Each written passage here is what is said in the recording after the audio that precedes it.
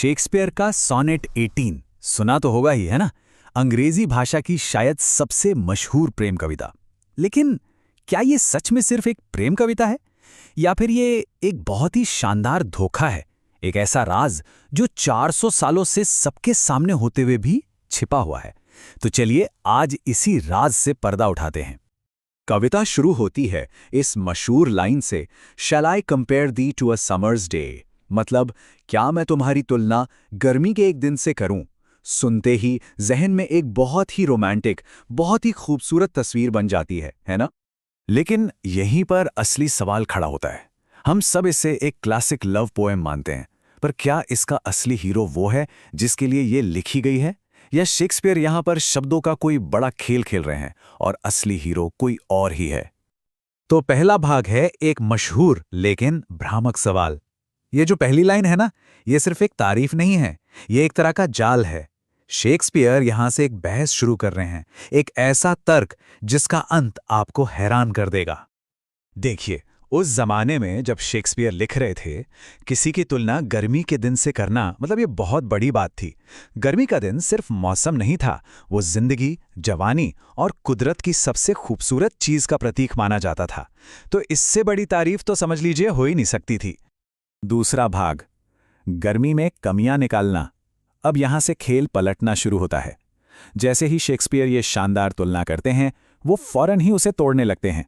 वो ये साबित करने वाले हैं कि अरे छोड़ो गर्मी का दिन, वो भी उनके प्रिय की खूबसूरती के आगे कुछ भी नहीं है। और वो बकायदा लिस्ट बनाते हैं। देखिए गर्मी की क्या क्या दिक्कतें हैं।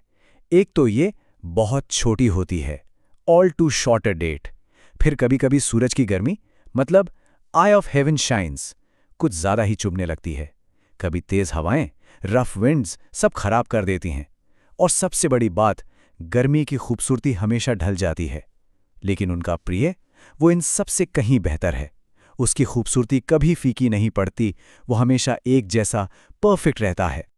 अब आता है कविता का तीसरा और सबसे जरूरी हिस्सा, अनंत काल की ओर मोड़। यहीं पर कविता एक बहुत बड़ा टर्न लेती है। अब बात दुनियावी चीजों की नहीं होगी। यहां से तर्क एक ऐसी दिशा में जाएगा जहां असली जादू छिपा है। वो कहते हैं, but thy eternal summer shall not fade, यानी लेकिन तुम्हारी शाश्वत गर्मी कभी फीकी नहीं पड़ेगी। बस इस एक लाइन से शेक्सपियर ने पूरा खेल ही पलट दिया। अब बात कुदरत की उस खूबसूरती की नहीं हो रही जो आज है और कल नहीं। अब बात हो रही है एक ऐसी खूबसूरती की जिस पर वक्त का कोई असर ही नहीं होता। और ये जो बदलाव है ना, ये कोई अचानक से नहीं आया है, ये सोनेट के स्ट्रक्चर का ही हिस्सा है। देखिए, सोनेट में पहली 8 लाइनें, जिसे ऑक्टेव कहते हैं, एक प्रॉब्लम सामने रखती हैं। यहां प्रॉब्लम क्या थी कि गर्मी की खूबसूरती में खामियां हैं। और फिर आखिरी की 6 लाइनें यानी सेस्टेट उस प्रॉब्लम का हल बताती हैं। और यही हल हमें कविता के असली राज तक ले जाएगा। चौथा भाग, एक कविता जो अपने बारे में है। तो चलिए अब उस सवाल पर वापस आते हैं जो हमने शुरू में पूछा था। ये जो कभी ना खत्म होने वाली खूबसूरती है, ये प्रिय को मिलती कहां से है? सोचिए जरा, अगर कुदरत की हर चीज खत्म हो जाती है, इंसान खुद नश्वर है, तो फिर ये शाश्वत गर्मी यानी इटर्नल समर आ कहां से रही है? इसका सोर्स क्या है? जवाब ये कविता खुद है। जी हां, यही है सोनेट का सबसे बड़ा सीक्रेट। अमरता उस इंसान के अंदर नहीं है, बल्कि उसे बयां करने वाली इस कला में है, इन शब्दों में है। शेक्सपियर यहां अपने प्रिय की तारीफ से ज्यादा अपनी कविता की ताकत का ऐलान कर रहे हैं। और कविता की आखिरी 2 लाइनें इस बात पर मोहर लगा देती हैं। So long as men can breathe or eyes can see, so long lives this and this gives life to thee. जब तक इंसान सांस लेंगे या आंखें देख सकेंगी, तब तक यह जिंदा रहेगी और यही तुम्हें जिंदगी देगी। और यह क्या है? यह सोनेट, ये कविता, मतलब ये एक टाइम कैप्सूल की तरह है जो उस खूबसूरती को हमेशा के लिए कैद कर लेती है। तो आखिर में 5वां भाग, ये सोनेट आज भी इतना मायने क्यों रखता है? अब थोड़ा जूम आउट करके देखते हैं कि ये कविता इतनी पावरफुल क्यों है। क्योंकि ये सिर्फ एक इंसान के बारे में नहीं है, ये कुछ बहुत बड़े आइडियाज के बारे में है।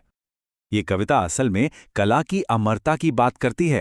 ये कहती है कि आर्ट यानी कला समय और मौत को भी मात दे सकती है।